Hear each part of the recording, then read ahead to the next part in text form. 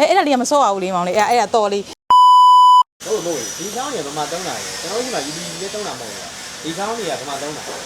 အော်မောင်လေးအဲ့ဒီချောင်းလေးလားအဲ့ဒီချောင်းလေးကကြတော့ကွာမိုင်းတို့ဒါဆလိုက်တော့မှသုံးတာဒီကောင်ကကြတော့ပြောမယ်ဆိုရင်ဒီမှာကြည့်လိုက်ဒါဆိုရင်ဒါအလူမီနီယံချောင်းကွာအလူမီနီယံချောင်းအထူပဲသုံးပေးတာပြီးရင်ဒါဆိုရင်လည်းဒါကားငယ်လိုင်းဆိုတာဒါအပေါ်ရှောင်းလမ်းမှာသုံးတဲ့ line ပေါ့နော်အဲဒီကောင်လေးဆိုဒီမှာမိုင်းပြမယ်ဒီဆလိုက်တော့ကွာခုမြင်နေအဲ့ဒီဆလိုက်တော့ဒီဆလိုက်တော့မှသုံးတာကွာဟုတ်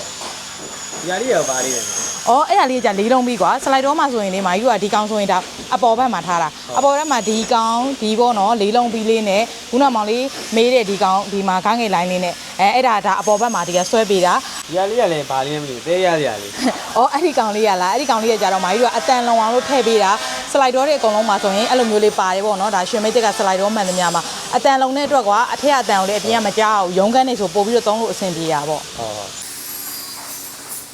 အဲ့ဒါလေးကမစော့အောင်လေးမောင်လေးအဲ့ဒါတော်လေးဒီဆလိုက်တော့မှပဲသုံးပေးတဲ့တော်လေးကွာဒါလေးကဈေးလေးလည်းများတယ်ဒါမီကိုလော့လို့ခေါ်တယ်အဲ့ဒီတော်လေးကိုဒါမိုင်းတို့သုံးပေးတာဒီလိုဆလိုက်တော့တွေမှာပြီးရင်ဒီလိုလက်ကင်ပွားလေးလည်းသုံးပေးတယ်ဆလိုက်တော့လေးဆိုရင်ကွာအကောင်းဆုံးတွေပဲသုံးပေးတာပေါ့အဲ့လိုမျိုးဟိုမှာလေဆလိုက်တော့တခုမလားဒီသူတို့နှစ်ခုကဘာကွာလဲသူတို့နှစ်ခုကကြတော့ကွာဟိုကောင်လေးဆိုရင်ကြတော့မိုင်းတို့ကမှန်တပေပါလေးနဲ့သုံးပေးထားတာခုနဒီဘက်ကဟာကြတော့ပေါ့နော်ဒီမှာမှန်အပြည့်ကွာအဲ့လိုမျိုးနဲ့ဆလိုက်တော့ကိုသုံးပေးထားတာသူကလိုချင်တဲ့ဒီဇိုင်းအတိုင်းလိုချင်တဲ့မှန်အတိုင်းမိုင်းတို့ရှိမှာမှားလို့ရရလေအော်ဒါအဲ့လိုတကားတွေကဘယ်လိုနေရာလိုမျိုးတွေမှာအများဆုံးသုံးလို့ရအော်ဒီဆလိုက်တော့လေးကြတော့ပေါ့ပေါ့ပါပါကွာဟိုအင်ရှေခန်းနေပေါ့နော်နောက်ဖေးခန်းကူးတယ်ပေါ့နော်ဒီလိုမျိုးကြောင်ကူတကားမျိုးလေးတွေ